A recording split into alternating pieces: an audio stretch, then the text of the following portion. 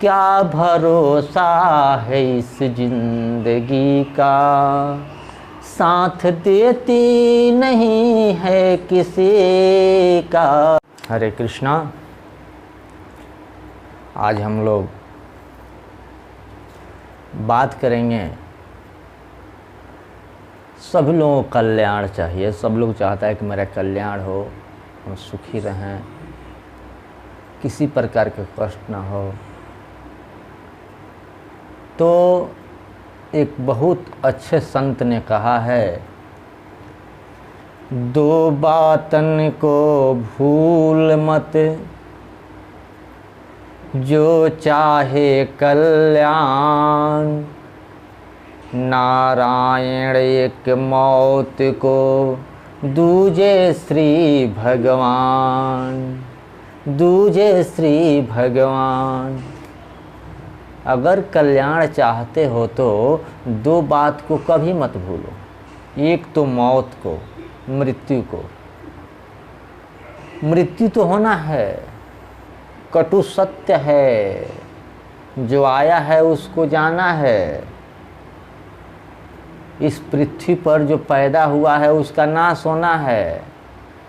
जब इस सृष्टि का नाश हो जाता है, ब्रह्मा आते हैं उनको जाना पड़ता है, विष्णु आते हैं उनको जाना पड़ता है, अपनी लीला समेटनी पड़ती है, रुद्र को जाना पड़ता है। तो फिर और हम आप किस खेत के मूल्य हैं? कुछ नहीं है। संसार से ये सोचना चाहिए, न हमारे साथ स्त्री जाएगी, न बेटा जाएगा, न बेटी जाएगी, न मित्र जाएंगे, न धन जाएगा, न संपत्ति जाएगा, न मकान जाएगा, न जमीन जाएगा, न जायदाद जाएगा। बंधुओं, यहीं सब रह जाएगा, जाने वाला कुछ नहीं है। क्या होता है अगर पति मर जाता है, पति मर जाता है और किसी रूप में अगर पत्नी को दिखाई दे देता है, एक झलक भी पत्नी को दिखाई दे दिया, तो पत्नी उसी पति के परछाई से, उसी पति के अनुभव से, अनुभूति से डरने लगती है और उसके लिए लोग जाकर और टोना टोटका कराने लगते हैं कि उसका छाया मत पड़े इस पर। क्यों? इसलिए कि भूत बन गया, शरीर छोड़ दिया, प्रेत हो गया। जिसका शरीर नहीं है वही तो प्रेत है, तो प्रेत बन जाता है। उस समय पति नहीं समझेगी, रोएगी, चिल्लाएगी, सब कुछ करेगी, मगर वहीं पति अगर उसको दिखाई पड़ जाए तो डरने लगती है उसी पति से। वहीं बेटा डरने लगता है, वहीं बेटी डरने लगती है। कोई मित्र, कोई संपत्ति साथ नहीं आने वाले हैं, लेकिन ये आधी बात है, घबराहट पैदा हो जाएगी। दूसरी बात है, भगवान को सोचो। भगवान को सोचोगे तो कभी भय नहीं लगेगा, कभी तुझको डर नहीं लगेगा। मनुष्य घबराता क्यों है? क्योंकि भगवान को भूल जाता है। मनुष्य सोचता है कि सब कुछ हम ही हैं। अरे सब कुछ भगवान को समझोगे तो डरने की आवश्यकता ही नहीं होगी, तुझे कोई कष्ट नहीं होगा। हम ममता करते हैं, ये पैसा हमारा है, स्त्री हमारी है, मकान हमारा है, यह शरीर हमारा है, क्योंकि हमने भगवान को अपना नहीं माना।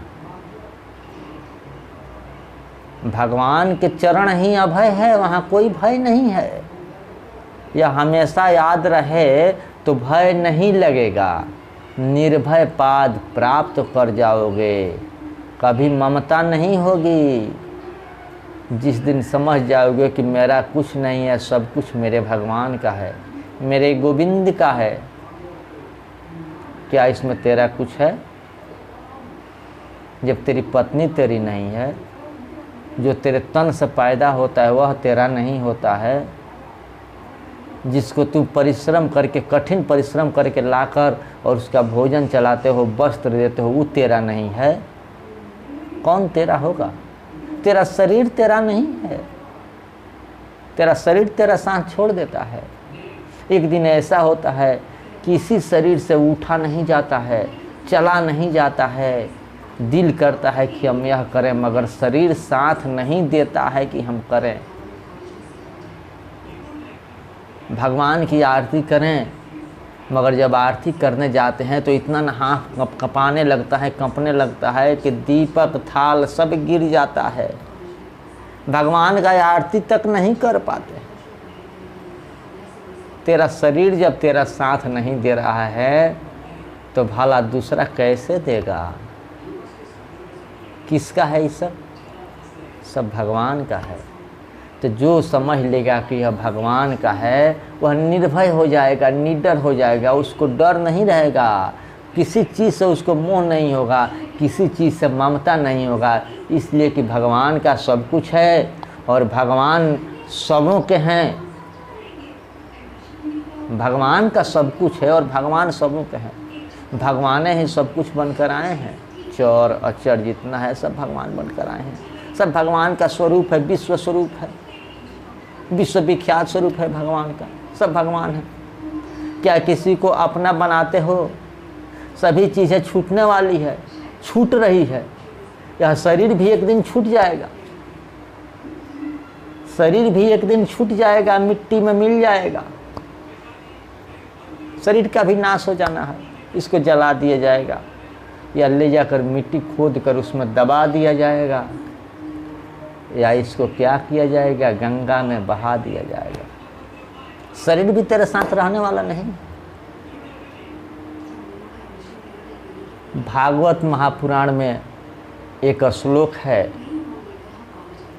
जब आत्मदेव ब्राह्मण को बहुत दुख होता है, मोह हो जाता है और धुंधकारी जब बहुत कष्ट देता है, धुंधकारी से जब आत्मदेव ब्राह्मण को बहुत कष्ट होता है, तो उस समय गोकर्ण जी महाराज आत्मदेव ब्राह्मण से कहते हैं, बहुत सुंदर एक श्लोक है, बुद्ध इव तो येसु मस्का इव जंतुषु